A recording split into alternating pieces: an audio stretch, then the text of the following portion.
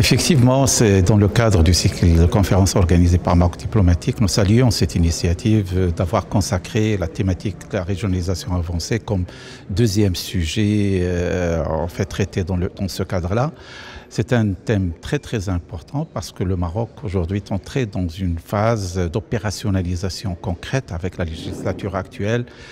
Deuxième mandat, après la mise en place effective de cette nouvelle vision royale en matière de régionalisation avancée, il était nécessaire de faire le point avec les différents acteurs, qu'ils soient des acteurs bien sûr sur le terrain, des présidents de régions, mais également des acteurs gouvernementaux et puis également des universitaires, des chercheurs. Comment ils voient, quel est l'état des lieux en matière d'avancement de ce projet royal.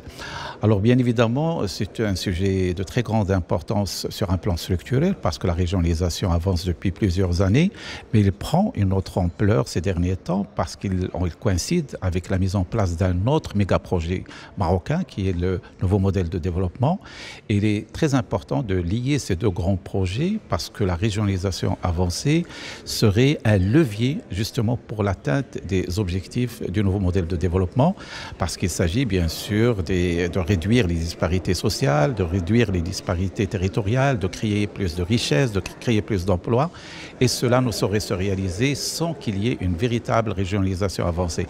Donc nous sommes aujourd'hui sur une thématique de très grande importance et puis qui cadre davantage avec les objectifs stratégiques de notre pays.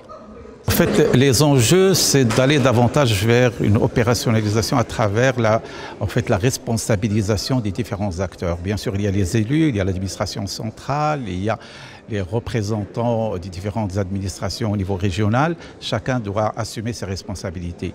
Il s'agit bien sûr de la décentralisation et de la déconcentration.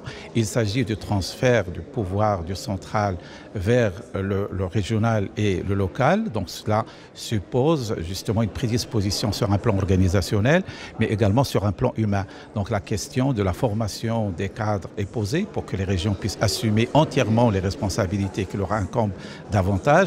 Bien sûr, il y a également la dimension financière.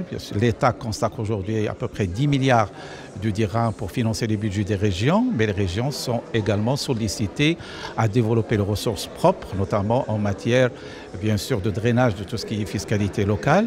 Il y a également la question de la prospection de l'investissement, parce qu'il s'agit de créer des emplois, de créer des richesses.